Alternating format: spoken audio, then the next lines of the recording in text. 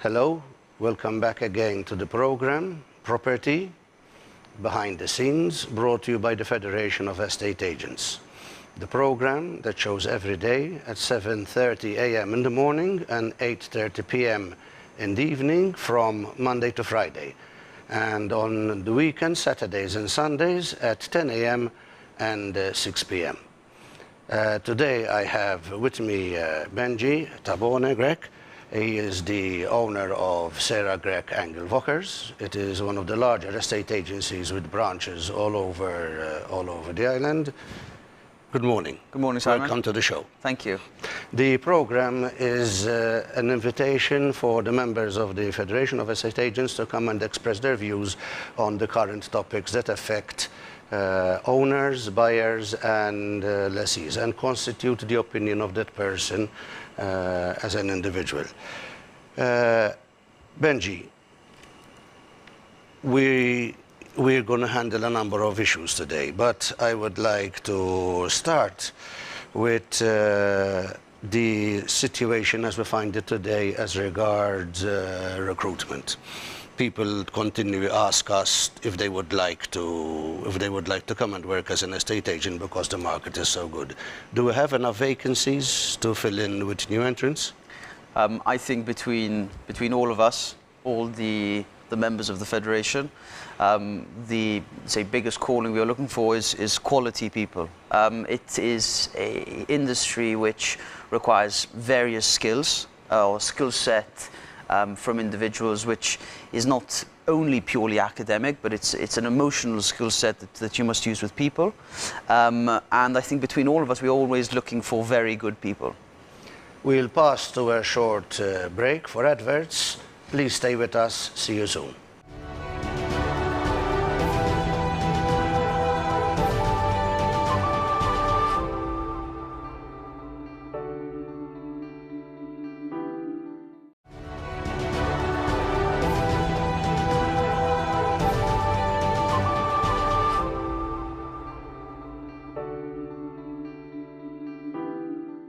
We welcome you back to the program, Property Behind the Scenes, brought to you by the Federation of Estate Agents, showing every day at 7:30 a.m.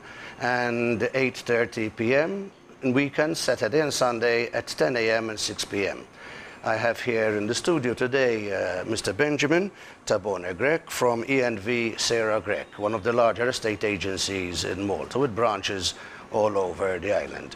Benjamin, we were talking a couple of minutes ago about the opportunities, the careers that exist for people to come and work with us within the real estate sector. Why do they call us the best job in the world? Sales is sales, Simon. Sales is always a lot of fun. You're getting to work with people. You're getting to think out of the box. You want to always find a way to deliver a result or find what people want. And at the end of the day, many people do not know what they want. So to be the individual that helps somebody find their ideal home, their ideal investment, when it comes to probably a rental investment or a new house they're looking for their family, then it's exciting. There's a lot of things changing at the moment in the market in Malta. We are taking steps forward. So it is a very fun job. The hours are flexible.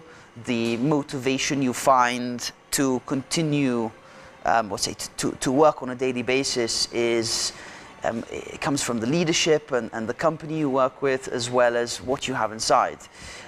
One thing that I always say is that you are not measured by the hour in our work. The sky is the limit, and I think that is something that you should always remember when it comes to working in real estate. In reality, when we talk pound, shillings and pence, a good job in Malta would be something that would pay over 20,000 per annum.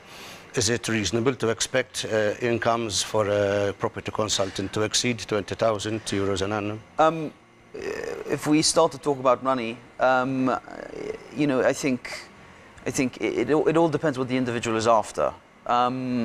If somebody works hard and has a good skill set in terms of sales, then the amount of 20,000 euro per annum can be exceeded very much so. So let's put it that way.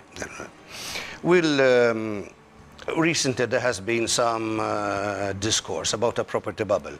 Prices are continuously increasing in Malta at possibly at a rate unprecedented to what has happened before. Your opinion about this possibility of a property bubble? Simon, my trade is, so I studied architecture. I'm an architect by trade. I spent many years overseas, 15 years actually, and I've been back home for the past 5 years. A property bubble refers to something that's going to burst, and I would say that at the moment there is a lot of opportunity, and the word property bubble, I've got to disagree with immensely. I think, yes, there are things that need to be fixed, there are things that need to be sorted. I think there definitely needs to be more regulation and more opportunity for people to develop better, organize the country better, and for prices of property to develop and become a little bit more mature. Yes, prices have increased. I think you see that in any healthy market.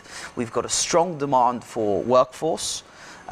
We've got currently the lowest unemployment rate we've had in years, or I think ever.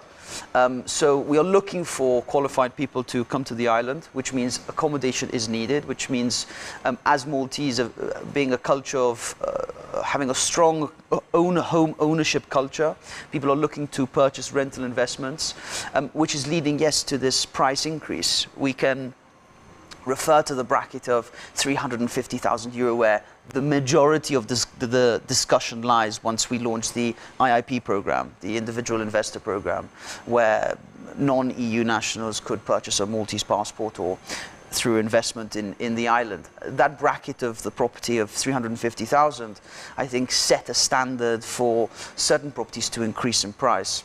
Was it the right thing, or was it reasonable for prices to increase because of that? No. There are other factors, of course, that are part of it.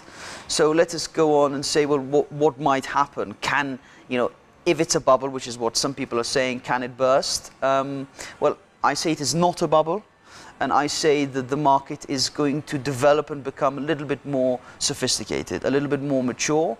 There are certain pockets in Malta where you've got certain towns. Let us take Marsa Scala, let us take Rendi, and look at these locations. Let's forget about Slema, because everybody talks about Slema and St. Julian's having very high prices. But if we look at certain places in the south, within those locations, within Marsa Scala, you've got Zon or Point, you've got the St. Thomas side. I think there is opportunity for the prices to vary and differ based on the infrastructure and the type of neighborhood that is created. So that is what I mean when I talk about maturity of the market. So I think there is still lots of opportunity and lots of potential, and that there is no bubble, but things need to be controlled in a better way. Benjamin, estate agents are known as people who have a big heart. Now, whenever you get a market like we have, there are people who do extremely well out of the market. But apparently there have been some casualties as well. There are some people who have not come out too well out of this market. Is there anything we can recommend to the authorities to make things better for them at the entry level? So, I think my comment to that question is that in any good market, people will succeed and people will fail. I think those people who have failed need to look at what they could have done better, and it is not us to suggest anything to the authority. About people perhaps failing in this market. There is plenty more opportunity, and I think as the market develops, you will see more specific segments of the business developing, offering different services and more tailored services to a broader market spectrum. So those who have succeeded, congratulations, keep going, keep it up. It's about maintaining and continuously reinventing yourself. And those who have failed, try again. We tend to have rather large units in Malta. I've been to Moscow, London, Geneva, Rome, and they have like 12 square meter in Hong Kong, 25 square meter units, 30 square meter units, and they tend to be the norm for bachelor pads. Yeah. But in Malta we are 140 square meters, 150, 200 square meters, and the planning authority limits how many one-bedroom units you can do in a block. They don't allow you to split the entire block with street-facing apartments and yard-facing apartments. Has perhaps the time come to reconsider that we should build a larger number of smaller units for the needs of today? I think that's a very long, it will be a very long answer to that question. Coming from, let's say, an architecture background and looking at the planning, I mean, I worked in the UK and I also worked in Germany. And now learning much more about the planning authority here in Malta, I say we need to be careful. We come from, say, the large units culture, so we have large apartments, large houses. This culture came from in the time of the British, and of course our history goes back to the Knights where everything was very grand and baroque. And we are not a modern city like Hong Kong or Singapore or Dubai, for example. We are in the Med. There is a certain lifestyle that we want to uphold. And I think perhaps restricting the sizes of the units could be looked at a little bit differently. The number of smaller units within a development, I think, should be taken into consideration about the holistic approach of the actual development, and not just saying, okay, you build a brick box and within it you have to have X, Y, and Z. I think we need to give a little bit more freedom to the architects on the island, and not have the developers dictate what is going to turn over the highest value of property. You are watching on F-Living TV, the program Property Behind the Scenes, brought to you by the Federation of Estate Agents. I am Simon Tabone, the General Secretary of the Federation, and today with me I have the architect Benjamin Tabone Grech, who is incidentally the youngest council member we have on the Council of the Federation. He is also the owner of ENV, Sarah Grech, one of the larger estate agencies in Malta with branches all over the island.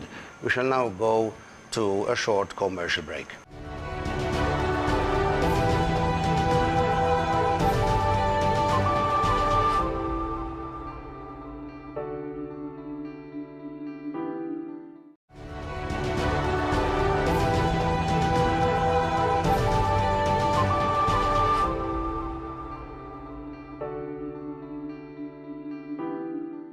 Welcome back to the program on F-Living TV. This is an English language program brought to you by the Federation of Estate Agents, and it is entitled Property Behind the Scenes. I am Simon Tabone, the General Secretary of the Federation, and today I have here with me Benjamin Tabone Grech, is the Treasurer and the youngest council member of the Federation of Estate Agents. He is also the owner of ENV Sarah Grech, one of the larger estate agencies with branches all over the island. Benjamin, in the first part of the program you had referred to how the business is developing, how it is becoming so sophisticated, but you also mentioned the need for more regulation. As you know, the Federation has been the forefront in trying to secure the regulation of all estate agents in Malta. We had reached a stage with the Minister Herrera where a draft white paper was actually published and discussed. What has happened since then, and what are the issues at hand? I think we've had a very good response, I think, from government with regards to the regulation. There have been some disagreements about when an industry becomes regulated, what laws must we fulfill based on the EU standards. But Malta, I think, is in great need of regulating this business. Why? There is always going to be a place for the broker. There's always going to be space for the censar. And the way the censor on the street, the broker, the agent, whatever you'd like to call the person who is selling property on behalf of their clients, should have some very good guidelines or about how to approach the business. As an architect has guidelines about his code of practice and his ethics. This needs to happen. Why? Over the years, right, we know that perhaps agents don't always have the best reputation because perhaps they haven't been truthful, or what I've been hearing recently is that, for example, some agents are pretending to be the owners of the property themselves, or pretending to be the buyer themselves. What we call the cowboys. What we call the cowboys, which there are a few out there, and they tend to give a bad name to everybody else. Even when it comes to advertising. Okay, I'm a strong believer that if you are representing a company, an agency, or you are an agent yourself for a small agency, or representing just yourself, you should inform people. You are going to charge a fee for your service, and you should let people know that yes, I am an agent. You shouldn't be hiding or trying to be deceitful about misrepresentation. Exactly. So that is something that should be cut out, and I think there needs to be a very strong, code of ethics of how to approach the business. So yes, we're working very hard for it, and I'd like to see it happen very soon. And I've got a lot of input to give into it, and I think this will be a part of the step of making our market more mature, more sophisticated, and of course safer for people to go through the process. Malta has an incredibly complicated or complex system for transfer of title. We do give a service. It is not we just go for a promise of sale, we exchange deposit between the vendor and the purchaser, and we go home and that's it. Between promise of sale to final deed, there is a lot of work that must be done. And the experience, the knowledge, and the service that comes in to support both parties in the deal, along with the notary who is the partial party signing the agreement, helping them sign the agreement, there's a lot of value that we can add. Let's put it that way. It is worthwhile to point out that as is correctly being brought to our attention, that the estate agent is a service provider that does not only provide you with an introduction to the property. There is a certain considerable amount of paperwork that has to be done, and if this paperwork is not done properly, it will prejudice the sale and the integrity of the very sale. The Federation of Estate Agents has most of the estate agents in Malta members with it in terms of numbers of property consultants, and we regulate ourselves. There's a code of ethics which the members have to sign up to. It is policed and enforced by the Federation to ensure the highest possible ethical standards. So in other words, if you want a regulated and high quality estate agent, always look for the mark of the Federation of Estate Agents. You had just mentioned the issues that concern a sale. The advice you might give on these issues that arise? Communication is always the most important thing in any business, in any relationship.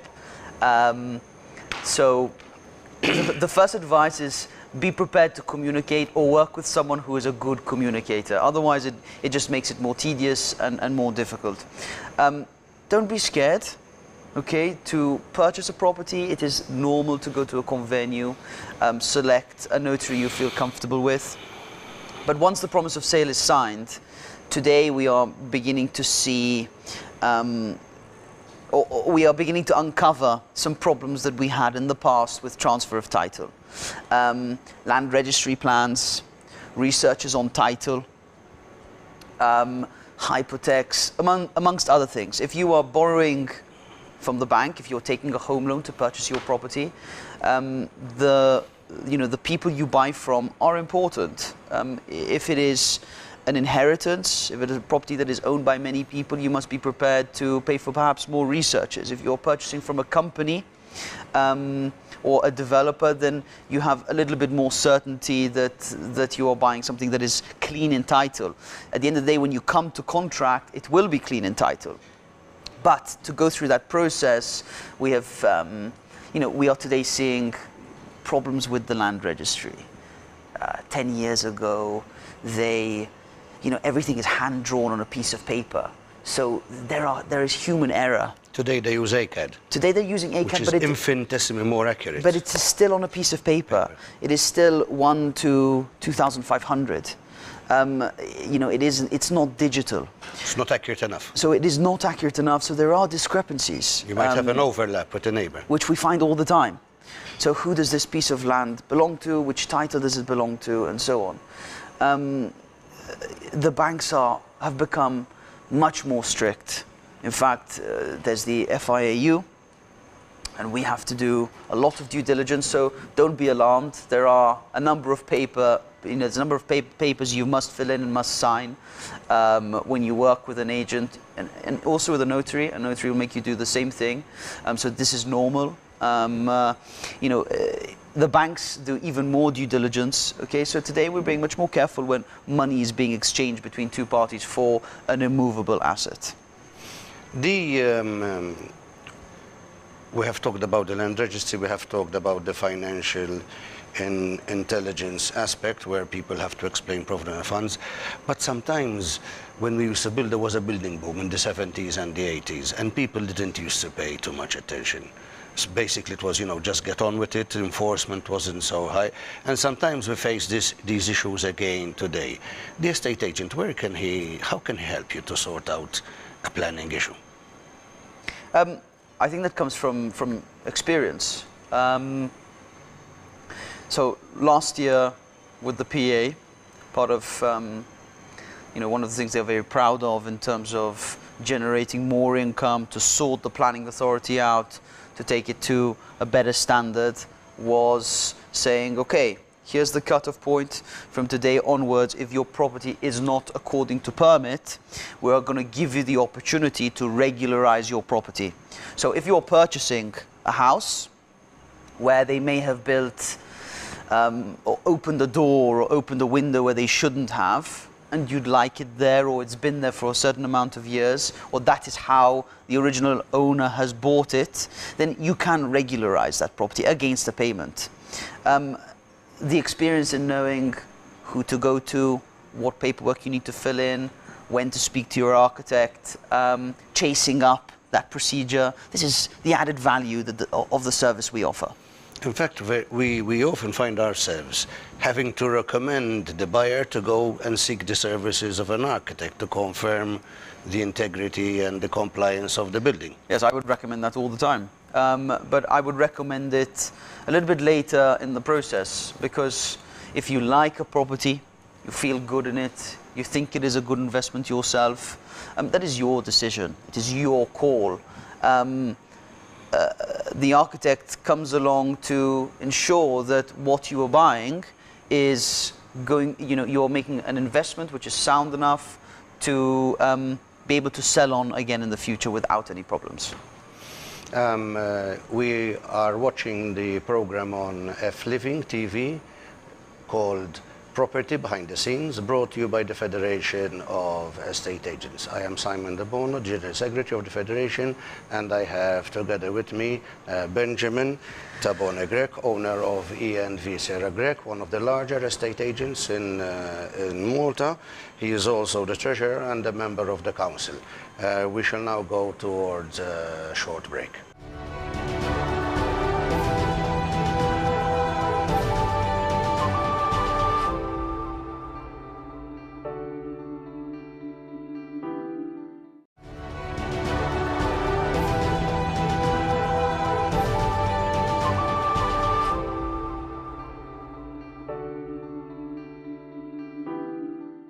Welcome back to the program, Property Behind the Scenes. brought to you by the Federation of Estate Agents. I am Simon Tabone, the General Secretary of Federation, and today I have here with me Benjamin Tabone Grech, who is also a member of the Council and Treasurer of the Federation. He is the owner of ENV Sarah Grech, one of the larger estate agencies in Malta. You can follow this program every day, Monday to Friday, from 7:30 a.m. and at 8:30 p.m. in the weekend, Saturday and Sunday, at 10 a.m. and 6 p.m. Benjamin, we had mentioned valuations. We're estate agents, we're not architects, and we value in a substantially different manner. Some say extremely accurate, but not quite the way that other people would value. Simon, in many European markets, the architect is never responsible for the value, the market value of the property. Here we go through a system where the architect is not only the civil engineer, but also the decision maker about what value a property should have. Excuse me if I'm being controversial, periti, but at the end of the day, what is the market value? Okay, and how are we calculating it? It is an important point when property prices are increasing. It is not just a matter of how much does the land cost and how much does it cost to build. Of course, there is the demand per street, per town. We look at the amount of transactions within that city. We break that down to the most populous streets. Okay, we are now, what I would always recommend today is the value per square meter. There is a value per square meter for internal space. There is a value per square meter for terraces. Thank you for having stayed with us today. This is the program Property Behind the Scenes, brought to you by the Federation of Estate Agents. Please follow us every day from Monday to Friday, 7:30 in the morning, 8:30 in the evening, and on weekends, Saturday and Sunday at 10 a.m. and 6 p.m. Looking forward to seeing you.